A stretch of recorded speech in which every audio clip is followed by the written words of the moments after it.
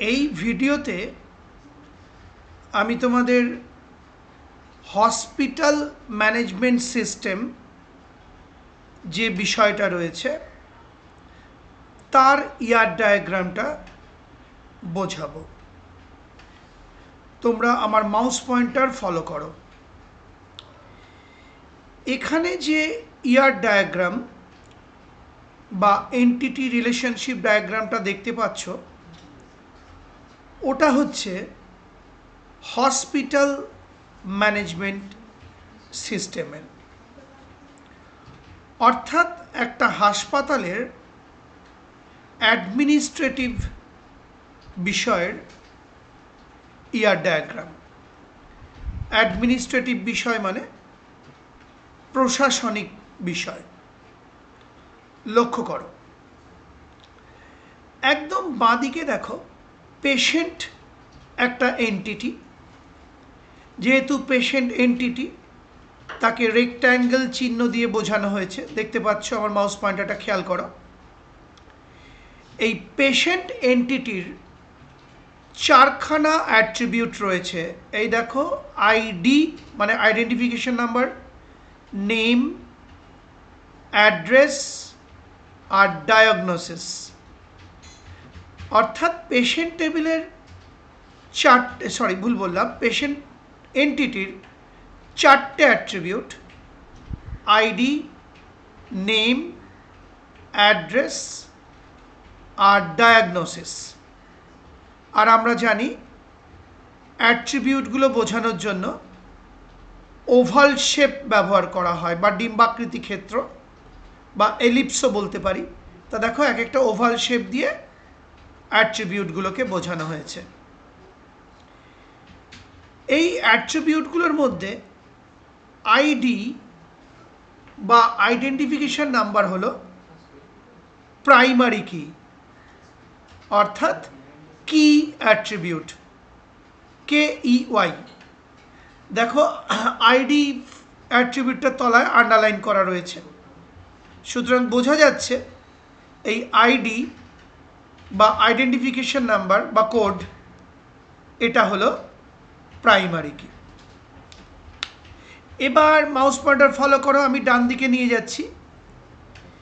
এদিকে আরেকটা এন্টিটি আঁকা হয়েছে হসপিটাল নামে, অর্থাৎ হসপিটালও আরেকটা এন্টিটি এবং তাকে রেক্ট্যাঙ্গেল দিয়ে বোঝানো হচ্ছে।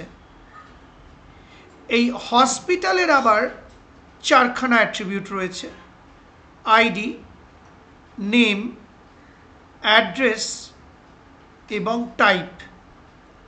এখানে আইডি মানে বোঝাচ্ছে হসপিটাল আইডি। আর যেহেতু এগুলো অ্যাট্রিবিউট, ওভাল শেপ, দেখো ওভাল শেপ বা এলিপস অর্থাৎ ডিম্বাকৃতি ক্ষেত্র দিয়ে বোঝানো হয়েছে। তার মানে হসপিটাল এন্টিটির এই চারটে অ্যাট্রিবিউট রয়েছে।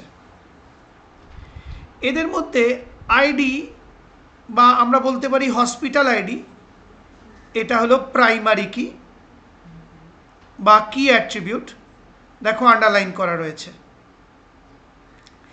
এবার পেশেন্ট এন্টিটি আর হসপিটাল এন্টিটি কিন্তু পরস্পরের সঙ্গে রিলেটেড। এই যে দেখো, এটা আমরা জানি রম্বস বা হীরকাকৃতি ক্ষেত্র বলতে পারি, যেটা রিলেশনশিপ বোঝায়। তাহলে পেশেন্ট এন্টিটি ভর্তি হয় হসপিটালে, তাহলে পেশেন্ট আর হসপিটাল এই দুটো এন্টিটি রিলেশনশিপে আবদ্ধ রয়েছে। এবার অনেকজন পেশেন্ট হসপিটালে ভর্তি হচ্ছে, তাই এই রিলেশনশিপটা হচ্ছে N:1 বা আমরা বলতে পারি M:1 বা many:1 রিলেশনশিপ। কারণ অনেকজন পেশেন্ট একটা হসপিটালে ভর্তি হচ্ছে। এবার দেখো, এখানে ডক্টর বলে আরেকটা এন্টিটি দেখানো হয়েছে রেক্ট্যাঙ্গেলের সাহায্যে। এই ডক্টর এন্টিটির আবার আইডি, নেম, ডিগ্রি, ডিপার্টমেন্ট, 4টে অ্যাট্রিবিউট রয়েছে, ওভাল শেপ দিয়ে বোঝানো হচ্ছে। ডক্টর এন্টিটির প্রাইমারি কি হলো আইডি, অর্থাৎ ডক্টর আইডি আন্ডারলাইন করা রয়েছে, তার মানে এটা হচ্ছে কি অ্যাট্রিবিউট। এবার ডক্টর আইডি আবার রিলেশনশিপে আবদ্ধ হসপিটালের এন্টিটির সাথে। ভেবে দেখো, আবার বলছি, doctor entity related to hospital, এই রম্বাস হচ্ছে রিলেশনশিপের চিহ্ন।